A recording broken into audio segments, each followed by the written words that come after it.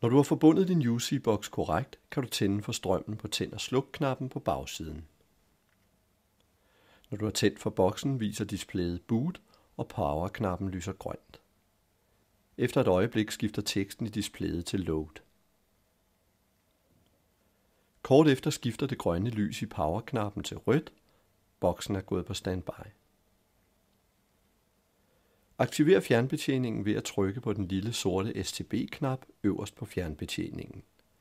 Tryk derefter på den røde standby-knap for at tænde boksen.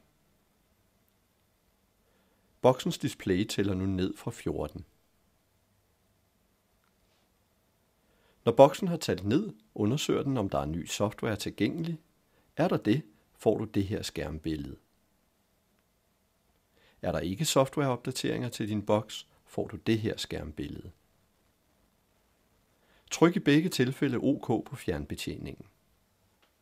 Hvis der er opdateringer, tager det et par minutter, før boksen er færdig med at opdatere. Herefter går den igen på standby. Tænd igen boksen ved at trykke på den røde standby-knap. Boksen tæller endnu en gang ned fra 14. Når boksen har talt ned til 0, bliver du mødt af dette billede. Det samme billede, som du mødte, hvis der ikke var softwareopdateringer til boksen. Tryk OK. Nu vil boksen finde de tv- og radiokanaler, der er i dit område. Det tager cirka 2 minutter.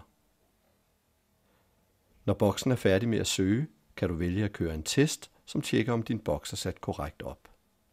Du kan køre testen ved at vælge start med piletasterne på din fjernbetjening, eller du kan springe testen over ved at vælge se tv.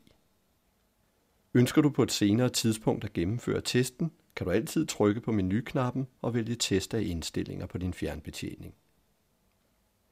TV- og radiokanalerne er nu fundet, og du er klar til at opleve alle de fordele, der er med UC+. God fornøjelse.